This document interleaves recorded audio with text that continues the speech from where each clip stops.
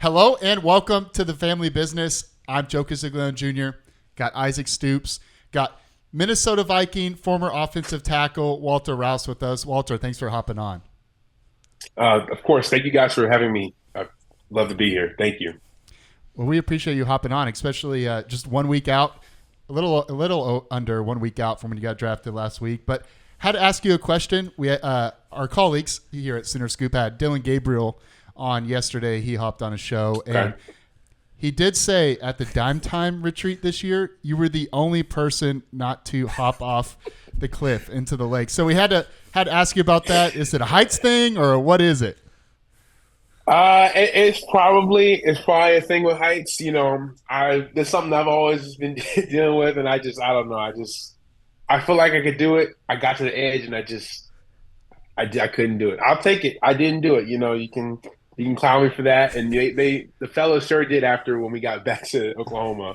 But yeah, I had a fun time, but I didn't jump off. I didn't do that. You're so tall. You're probably half the height of it. No, If I jumped, it probably wasn't even that bad. So I honestly I was just psyching myself out. I don't know what I was. I I, don't know what I was thinking. I got a really big fear of heights too. I don't like I get all Okay. like woozy and like there's this cliff at Eufaula, kind of the same thing out a couple hours north here in Oklahoma, and we always jump off it. And I'm not gonna lie, when I do, I just black out until I'm in the water, and then I'm like, it wasn't so bad, but no, it's it's a really really not that fun. yeah. I mean, it's fun in the moment, but Yeah. I did it once too and just popped my shoulder out of place. Yeah, So Ooh. swimming back get some to the liquid boat. confidence. One time I did a front flip. I'm lucky I didn't pass out. Yeah. I had a friend who did that. He was supposed to do a gainer. Has never done a gainer in his life. He he does a back flop. Oh, yeah. Down like 40 feet. It was the funniest thing ever. Oh, So that could have been That's so you. rough. So maybe you're saving yourself. Yeah, Maybe you saved the maybe. Oklahoma season. Wouldn't it be the? Yeah. Would have been the first. I mean, it wouldn't have been the first time. So, yeah. but congratulations on being drafted to the Minnesota Thank you. Vikings, pick 177. Just want to congratulate you. Did you know it was going to be Minnesota Vikings? Did you have a short list of teams that you knew when they would pop up on the draft board that your name could be called? Or what was that thought process like, hearing your name and kind of what to expect?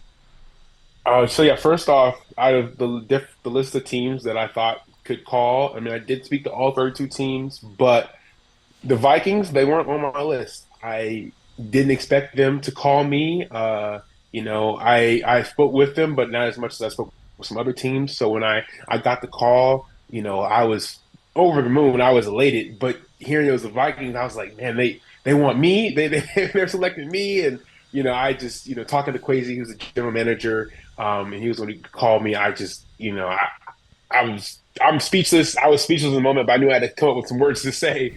But the fact that I had now had the opportunity and chance to play in the NFL, and living out a lifelong dream of mine is absolutely insane and crazy. And I told Quasi all I need is the opportunity. I just can't wait to get to work with the Vikings and just being surrounded by my family and friends. It was just truly a special moment. Not only the hard work I put in, but the hard work that they've put into me to help me get to where I am right now. It's amazing. Yeah, I mean, obviously, the combine, and then I mean, you were at the East West Shrine Bowl with my brother. You had really standout performances at both. You had a good, you were at Pro Day, right? Yeah, I mean, Yes, yeah. you had Yep. great showings at all three. Obviously, that helped a lot. And you said the Vikings weren't even on your list, but kind of walk us through that process. What was it like preparing for that, and the overall just experience of it all? It's got to be. I mean, it's got to be exciting. Yeah, I mean, even the going back to January when I first started, did not start off the way I wanted it to. I actually had I had the flu so I missed a week of training before it was even started. I had like a fever of like 103, so I was trying to get around that. And then so once I started, I was training at a place called X3 in Fort Myers, Florida. Shout out to them for helping me so much. But just week by week, sometimes I got a little impatient, but I knew just to trust the process, stay just stay focused and just keep working day in and day out. And it paid off. I mean, some of the times I wish I had back, but definitely with my position work, working with the O-line coach down there, my vert, and my broad jump were all highs for me. And then getting to the combine, doing the position work, I felt really smooth. I felt great. Stacking up with the other guys who were there. Same with going to the Shrine Bowl and the Pro Day as well. But just a culmination of all the hard work, put together. But yeah, it was an amazing process. I can't believe how fast the process has gone. And like looking back to January, like okay, I remember walking into my apartment saying, okay, the work starts now. Here we go. And now I've been drafted. I leave out. I leave next week. Those 4 or 5 months that I've been training and whatnot, it's been absolutely insane. But yeah, it's been an amazing process, and I'm just so thankful that I had those resources available to me so I could get to this point right now. You said off air, but you leave next week for rookie mini camp. Is that correct? And then how long are you out there until you get a little break and then you go back? So right now, for what I know, I leave on the May 9th.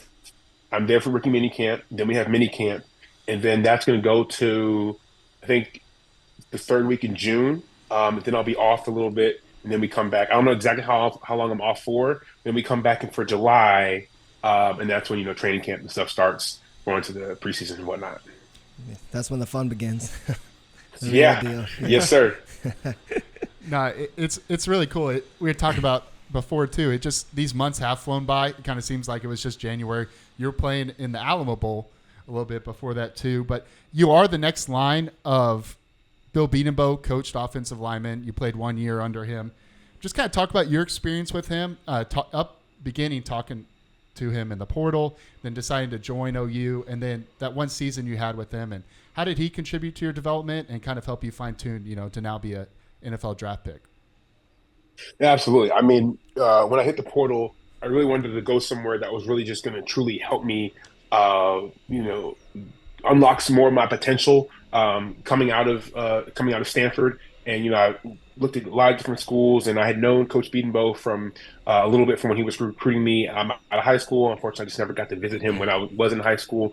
But I knew of Coach Bebo and what the people he's put in the league, and and the type of coach he was, and then just talking with him, just kind of more solidified the fact that was the person that I need. This is where I need to go. And then talking with Coach Venables as well, and the type I really bought into what he was saying. And once I got to Oklahoma and that first day in the meeting room, I knew I had made the right choice. I knew I was going to get tested. I knew I was going to get challenged. I knew I was going to be uncomfortable, and that's what I wanted to be. I mean, Coach Bebo was giving us tests and quizzes and stuff, and stuff I never really had seen before. And I'm like, man, what are we doing? Like, this is day one. This is what we're starting on. I mean, the season it didn't start in September for us. The season started in January. Our very first day from all the mat drills and whatnot. Even though I was recovering from my surgery, I still found things for me to do. While everyone was getting that work in, but studying the playbook. And one of the things with Coach Bebo is that he is so detailed, and so he demands perfection. And granted, no one's gonna be perfect, but on our way to perfection, that's how we're going to be great. And I think that's how we were great going, as we prepared in the off season, in the winter, spring, summer, heading into the season, and how, even though may have had some troubles, we were always able to bounce back and stay consistent eventually. And, he's pointed out things that I had never even seen before, that people before had never even seen before. And he's like, on day 1 and 2, when I'm out there, he's like, what are you doing here? Fix this. And I'm like, dang, I see it now, but I didn't even see it before. And then also, I think the biggest thing that he's helped me with is just how I see the game of football and how I understand the game of football. Because there was things that I was just lacking. I would ask these questions, and he's like, "You don't know that?" And I'm like, "No, I'm kind of confused. Can you help me out here?" And so I'd rather ask now than on the field. But getting to know that, how I read defenses, coverages, and knowing the different plays and how what everyone's doing in that play and the intricacies and how they all come together. That's probably been the biggest part of my knowledge of football, and knowing that has allowed me to play a lot faster. I probably, the fastest I've been out there in my 5 years of playing football, just going out there, not thinking, just letting my instincts take over. So yeah, he's done an amazing job helping me get to where I am, and I'll be forever grateful for what he's done. And yeah, Coach Bebo, he's one of the best O-line coach, probably the best O-line coach in the country right now for college. You can't get any better than Coach B. Yeah, you talk about him just, kind of being on another level. You're like, you didn't know these things before, or wasn't this way, because you spent some time at Stanford beforehand, and no knock on them, but Right. Coach B just kind of is a little in a bit of a league of his own when it comes to just his knowledge of football and just what he demands out of players. Kind of talk about your decision to play in the bowl game. I loved the answer you gave back when you were asked on, because you didn't have to play. A lot of you guys didn't have to play, but kind of talk about your decision making when it came to the bowl game. Yeah, with the bowl game, honestly, one, I love football. I love being out there with my teammates. Even though I was only with Oklahoma for a year, I already consider them like another family. They're my brothers, and I want to go out there until the end. Also being at Oklahoma, at Stanford, we won. I think our best season was 4-2. For 4 games in the season, we're already 4-0. 5 games, we're 5-0. Never won 5 games before.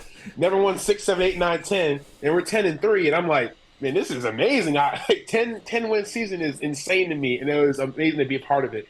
And what's even crazier is in my 5 years of playing football, I've never been to a bowl game. I've never had that experience. Bowl gifts, any of that, during the whole week. So I was definitely not going to pass that up. Like not at all. Of course, I wanted to play football, but just having the experience and whatnot, and actually had an amazing time out there. But yeah, I there was no way I was going to, oh no, I'm going to just, maybe who knows, it would help me or whatnot, starting pre-draft trading early or not.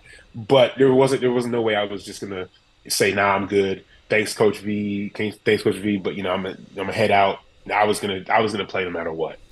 Bowl games are a lot of fun, and that's what I feel like a lot of people miss out. When players opt out, of course, it's completely individualistic, and they have their own reasons. But The bowl week is a lot of fun. It doesn't really matter about the destination. Of course, some, maybe a little more prettier than others. But the bowl week is fun. Yeah. You have all these events, you have these practices, and it is about football, but you spend a lot of time with your brothers outside of it, and you spend a lot of time having fun and doing certain events and stuff. So I just think it's a really cool experience, And so I'm glad you got to be a part of it and, kind of understood that too even before taking participation. Absolutely. We're a little spoiled. We got to do it growing up. Yeah. Running wild, playing bet. lobby football and whatnot.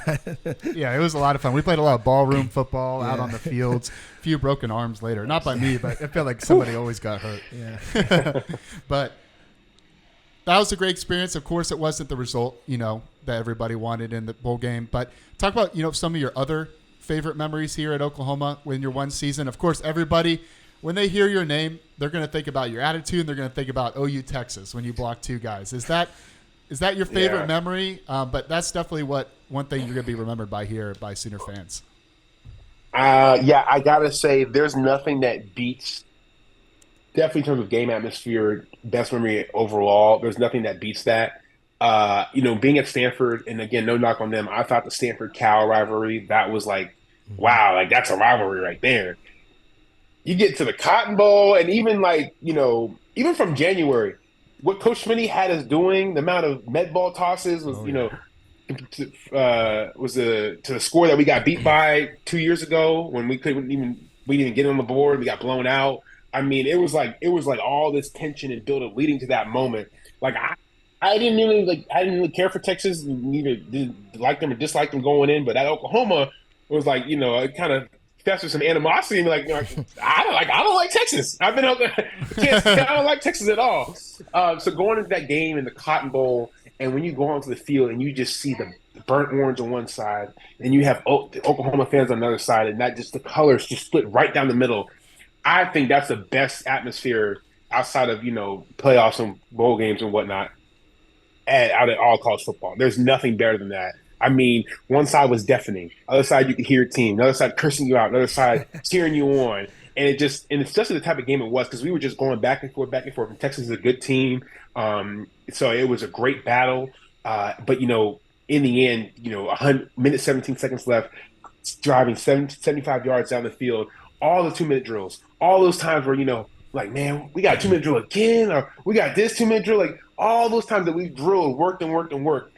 That was probably as much, as excitement, intense, and, how much of important that drive was. That was probably I was calmest all game. I was, I wasn't like anxious, anything like that. I was the calmest I've probably ever been in during that game. And, we just ran our plays, did what we had to do.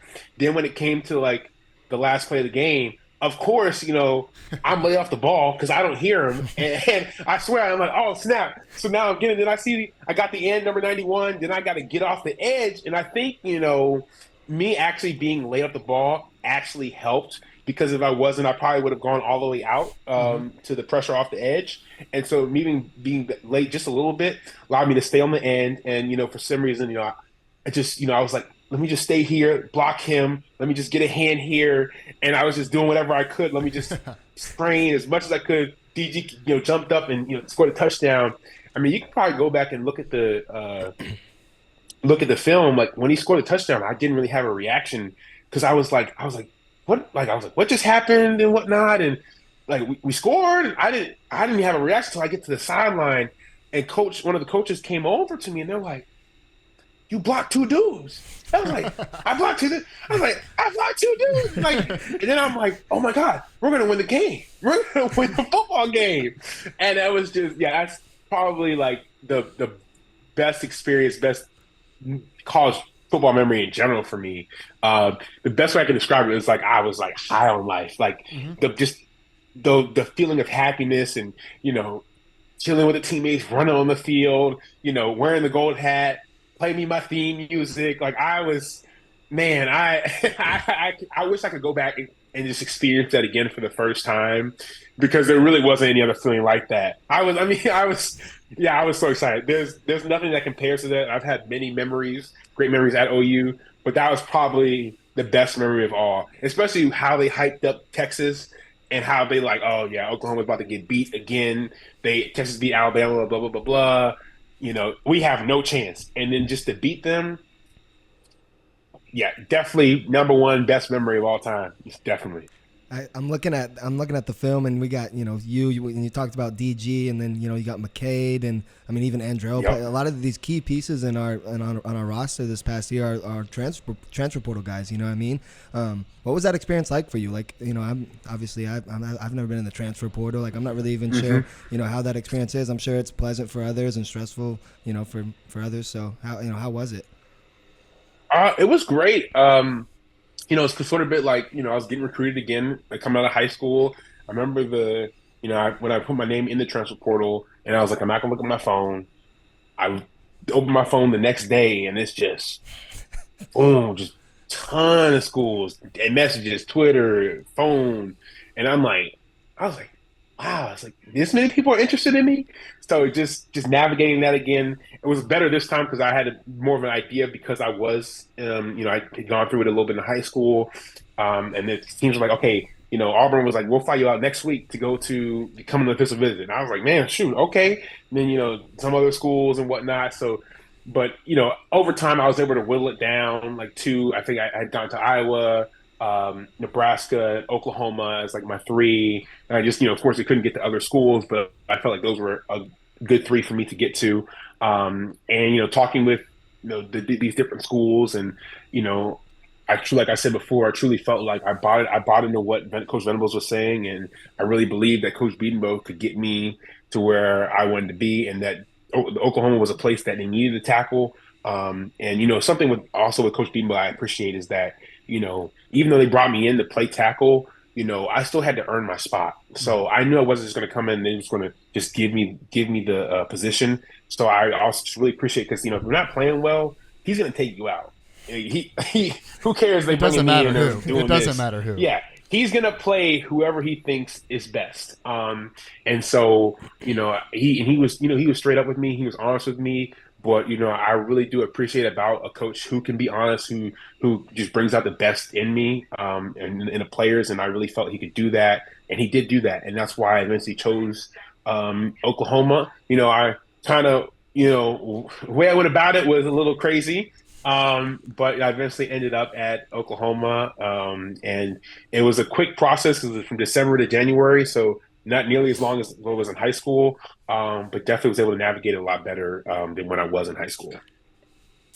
Just another follow-up question on the transfer portal, because I think it's kind of overstated a little bit. Everybody from the outside looking in kind of worries about chemistry issues, on teams because you got so many guys coming in, you got so many guys coming out for a multitude of reasons. And so I think by the time the season rolls around, that's kind of overstated a little bit. There might be chemistry because you spend so much time in the winter and the summer together, and you can form bonds, relatively quickly.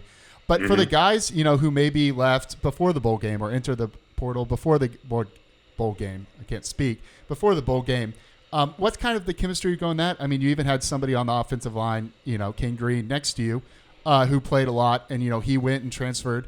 So what's your kind of feelings on that? Or you just kind of, you wish them the best. You're a great guy, so you're not going to be mad. So what's kind of the locker room feel like that? Maybe guys who leave before a bowl game or guys you don't anticipate leaving that do leave.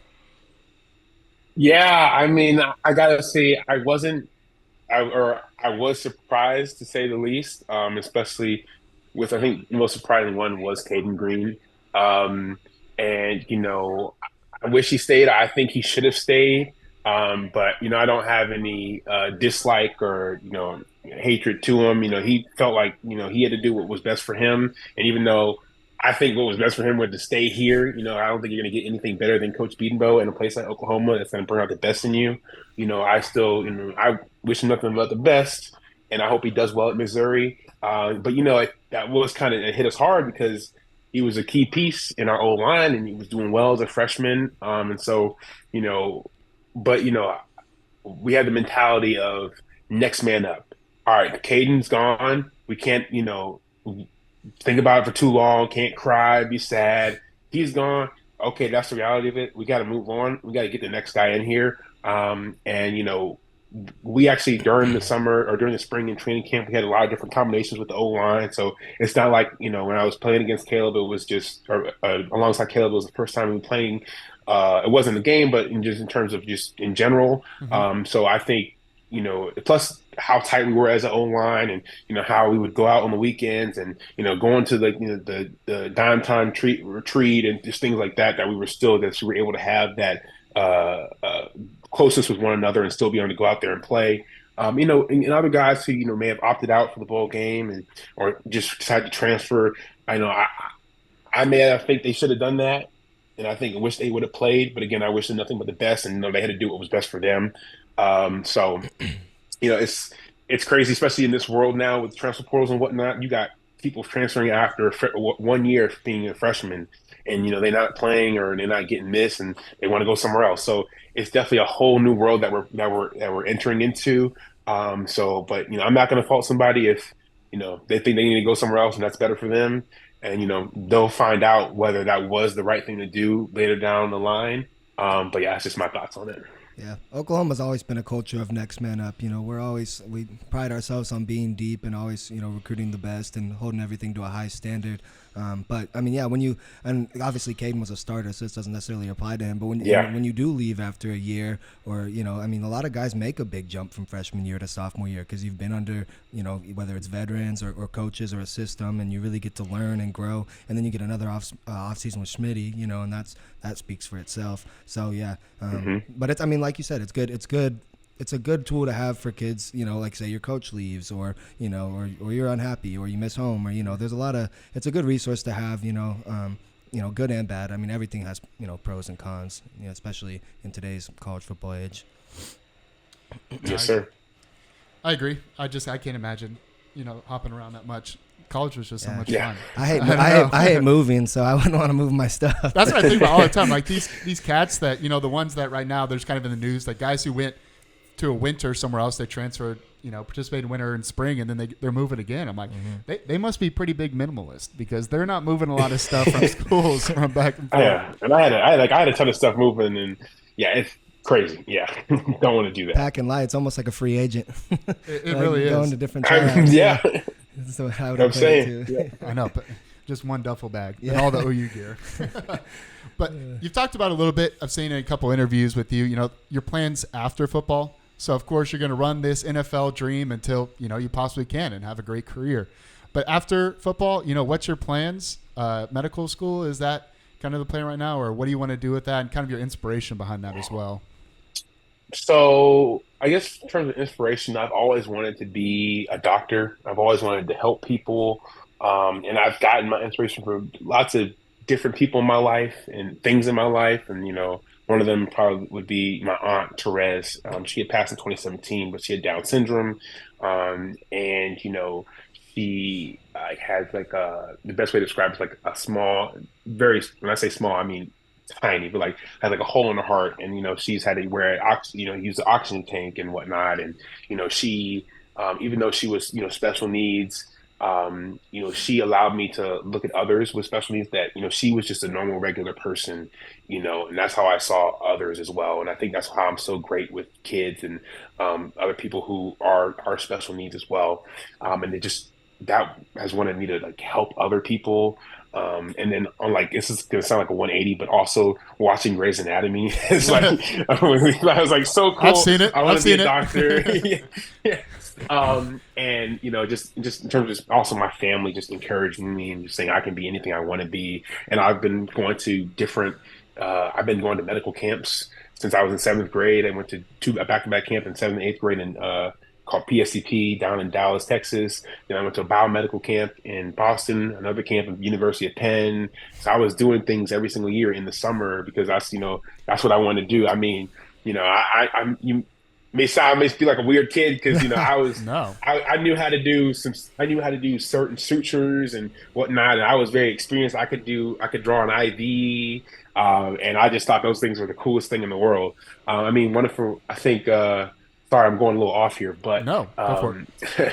after graduation one year, I think it was in the eighth grade or ninth grade, I had ordered on Amazon a 3D model of a heart, and I ordered fake skin in the suture kit so I could practice how to do sutures.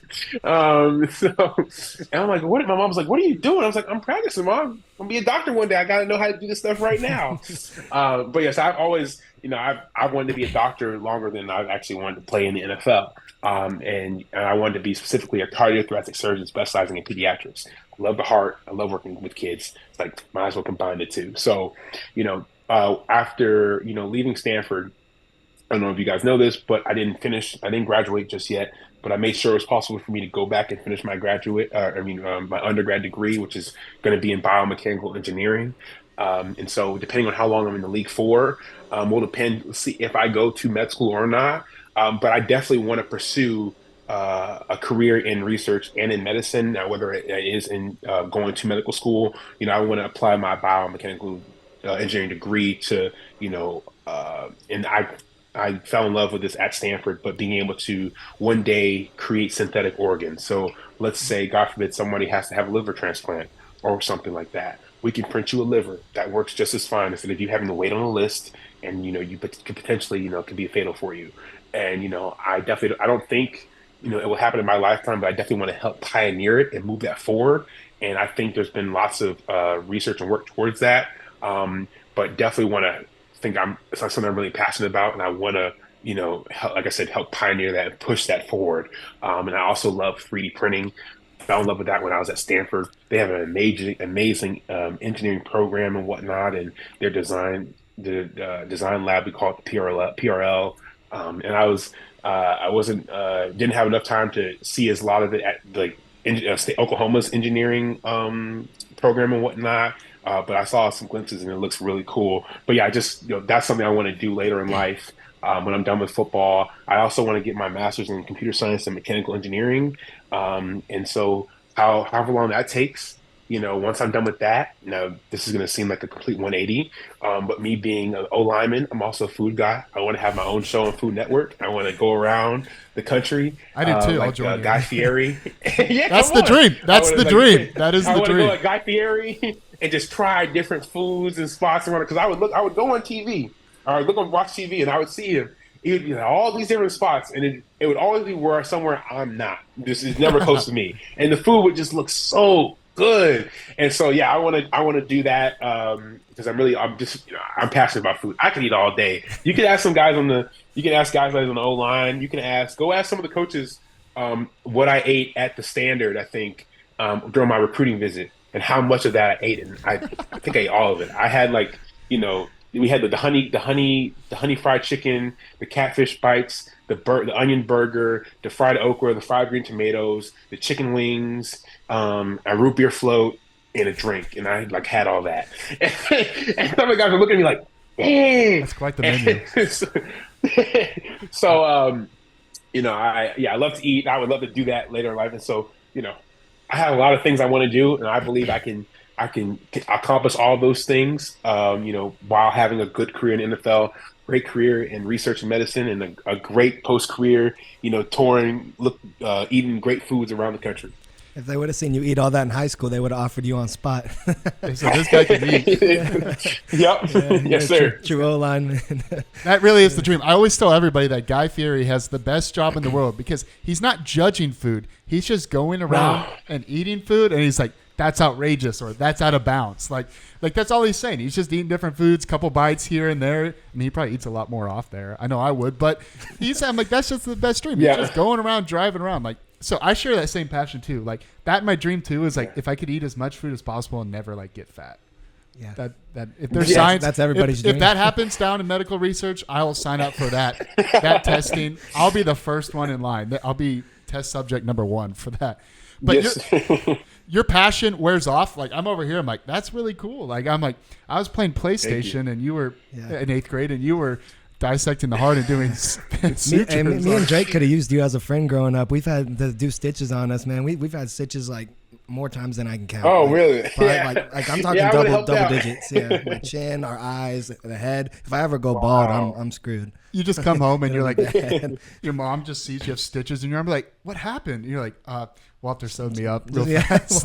Walt sewed Don't me worry, up. Walter fixed me up. Don't worry about it. She's like, who is this kid? Yeah, like you don't need to run this through insurance. We're good. Yeah. It'll check out. A new thing we're starting kind of at the end of our show, and obviously you only spent a year in Norman, but you have any questions for us or questions about our fathers or OU or anything in general? Kind of off guard question. Put you on the spot. Yeah. A little bit. No, Didn't warn you No, that's all beforehand, good. and if you don't, then you don't. But no, I guess at least for your dad, Isaac, he's still with the Renegades. yep, now? Dallas, Is- Arlington is that- Renegades. Yep. Yeah, is that and they had won last year, right? Yeah, they won the championship. They went to the playoffs at 4-4, and then they won. Yeah. That's awesome. Is that something that he wants to continue to do, or like is he going to try to go back up to college or want to go to NFL or anything like that, or is he just trying to just stay right there? I think, yeah, because he had the pro opportunities a lot, like many of them, and then obviously different college opportunities since retiring. But I don't think that he would necessarily like to go back to college, especially how much it's changed since he's left. There's a lot more to deal with, especially being a coach and in recruiting. You never really have an off season like when they used to. I can't really speak for him, but I don't know if after this, if that'll be it for him. But he's not having such a great year this year. Sorry if you hear this, Dad. He doesn't care. He does care, but they haven't won a game yet. They've lost a couple heartbreakers, but for him, he's just enjoying doing it. It's that Stoops itch, man. We just love football and have to be around it. So I think it's been a good gig for him. Last year winning it was a lot of fun, and then this year's been just a good experience for him just because he's doing what he loves. But as far as going back into like the heat of NFL or college, I'm not sure. I would bet on no, but. Yeah. Gotcha. I was thinking that, but I just thought I'd ask. I remember in meeting him for the first time, he just has a great aura about him, and I'm blessed to have been coached by Coach Bebo and Coach Venables, but I've thought about what it would have been like to be coached by Coach Stoops as well, because he just seems like an awesome coach, and I know back when he came back for the Alamo Bowl, I know that must have been so awesome to step that temporary coach for that one moment. That would have been really cool. I know I would have loved to been on the team for that. Yeah, man, that was a really good time because that was the only time in our lives that cause I was a student coach. So before you got here, I was coaching with the defense at OU. So it was me and him and my brother all on the same sideline. That's the one and then the only time that I think that we'll all be on the same team, same sideline for a game. So yeah, my mom could have died right there and been happy for sure. But, yeah, good experience. That looks awesome. Yeah, that December was crazy. Yeah, I know. That December was unreal. Yeah. Between when Lincoln left and the hiring process and Coach Stoops, and then it was awesome. Norman was buzzing. Yeah. It really was. Maybe not all good for good reasons, but it was popping. Right. It was a time to live in. I'll tell you that. Everybody wanted to know everything. Yeah. Mm-hmm. I'd say for your dad, Joe, and I got to meet him on a couple occasions, and he's just awesome. What people say about him, it just rings true in terms of the even the short time I've been able to talk with him. But how long do you think your dad will, he seems to be very passionate about Oklahoma, especially Oklahoma football. How long do you think, he's going to want to continue just to, help lead the program and whatnot? And, and I mean, I don't think he should retire or anything like that. I just wanted to know how long you think he's going to, keep going. No, 100%. If you would have told me like 3 years ago or 5 years ago, he's got 5 more years and he's done, I would have said, yeah. And now I'm just like, he's got another 5 years. And so it's just always 5 years down the line. I think I'm not speaking for him because truly he has never told me or anybody like what's his plan. But I think, once OU gets into the SEC and they get settled in a little bit, we'll see. He might reevaluate a little bit more at that point. I don't know if that's another 3 years in the SEC or 2 years or 5, but I think once he gets the SEC move, it's kind of like that last big, hurrah, per se. And so I think it'll be really interesting when we get to that point because the job has gotten more challenging. I always say I wanted to go into college athletics, college administration in a past life. I wanted to be an athletic director up until I wanted to be a few different things in my time. But there was a long period of my life where I wanted to be an AD. And just seeing what he's gone through and, everybody works hard. Every job has a lot of challenges. It has its own toll to pay. But just kind of seeing what he's had to go through in terms of challenges, the working hours, the stress in the past 5-6 years, I was like, I don't want to sign up for that. I was like, and so it's just really hard. I mean, as you know, everything changes every day. You think you got the transfer portal figured out, and then there's unlimited transfers. And you think you have NIL figured out, and then the top gets blown off, And I think all those things were in good intention, and they really were. I mean, they were great for student athletes. It's just gone haywire, with a few court decisions here and a few court decisions there. This thing is just kindly blown the top off. And so I joked around today that there's a couple basketball players that are suing for an additional year of eligibility. And I'm like, we're only a few court cases away from like college athletes fighting for unlimited eligibility. And I'm like, that I don't even know what can now will open. But I'm like, one of these court cases, it only takes one. And then, it trickles down to everything else. But kind of circling back, I think once we get to the SEC, a couple of years or a few years, he might reevaluate then.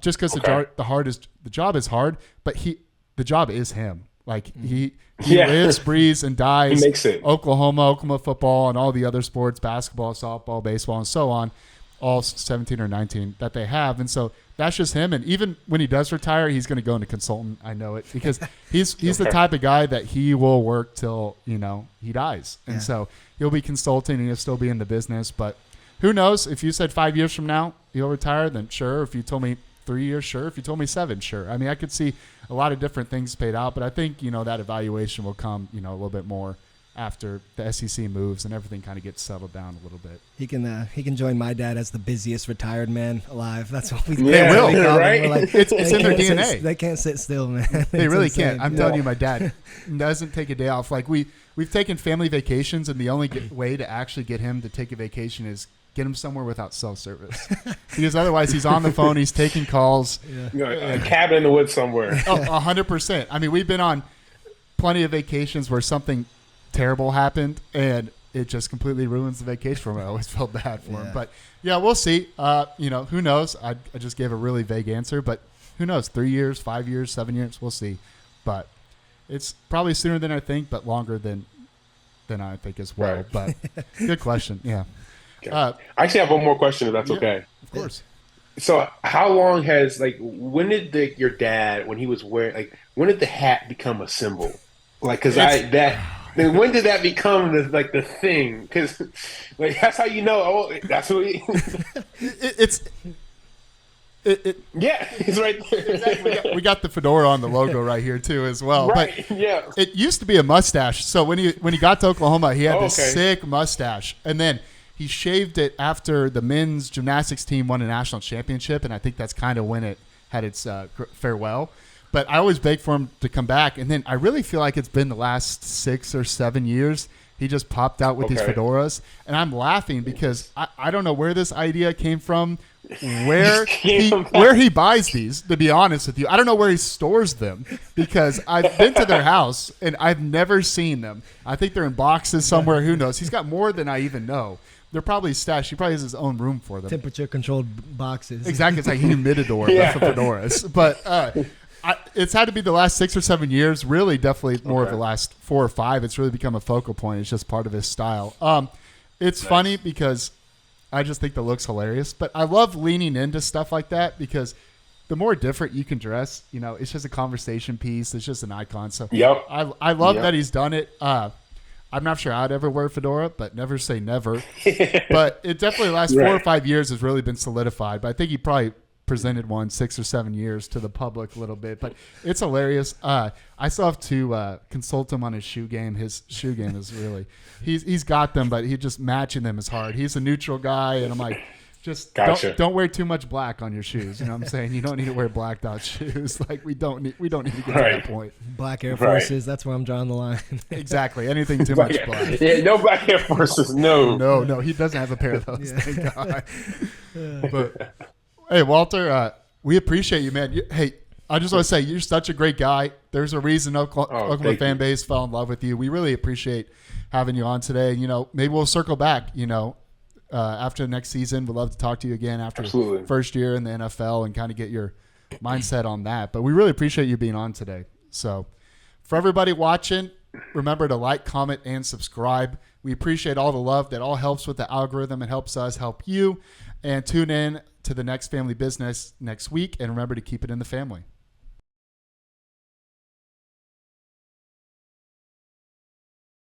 Sorry.